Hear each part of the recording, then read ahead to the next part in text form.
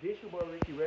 Welcome back, foundation builders. Building one foundation at a time. And before we get into the video, smash the subscribe button, smash the notification bell, and give this video a thumbs up. And we back on the second video in the series of understanding the planet.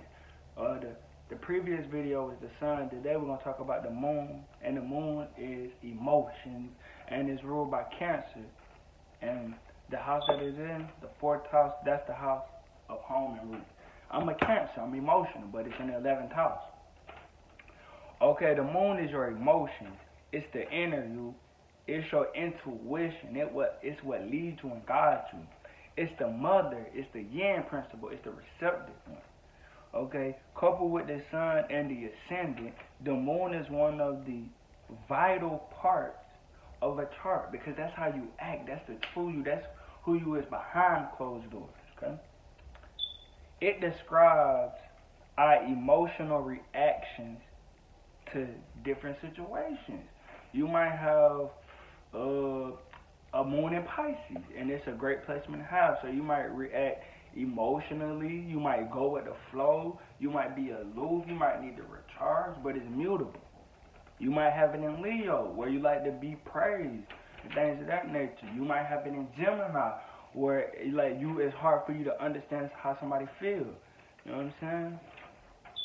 But anyway, it's how the emotions flow through us, motivating and compelling us. Okay? It can limit you or it can hold you back depending on your emotional state and what sign you have in the moon and what house is in. Okay? The moon symbolizes a person's mother and the relationship between the mother and the child. You know what I'm saying? My moon is in Capricorn. So that means that, okay, my mother could have been absent in my life, and she was, so it is true. And then she came back into it, and we had to build another relationship, but that's a whole nother story. Okay? In a man chart, it represents their wife. And in a woman chart, it describes their pregnancy, childbirth, and intuition, because the moon is a feminine thing. It rules the period, the menstrual cycle, and things of that nature, but that's a whole nother story. Okay? Symbolically, the moon it represents our capacity to be a part of the whole rather than attempting to master the parts. Okay?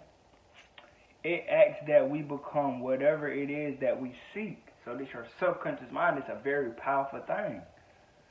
Okay? Alright.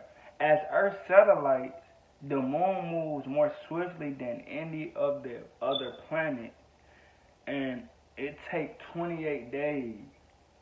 In less than 28 days. They call cycles. Okay? What else has cycle? A female. Alright. And it rules active activities and professions dealing with children and those that concern the sea. It deals with the water. It deals with the sea. Okay? And it rules the stomach, the breast, the womb, and conception, and the bodily fluids in the body in general. And this the body fluids are ruled by the moon. And this was a video on the moon on my series in Understanding the Planets. What sign is your moon in? My moon is in Capricorn. Comment down below what's your zodiac, what's your moon sign. Let me know. And before the video is done with, I'm gonna need you to smash the subscribe button and smash the notification bell and give the video a thumbs up. This your boy Ricky, and I love each and every one of y'all, and I'm out.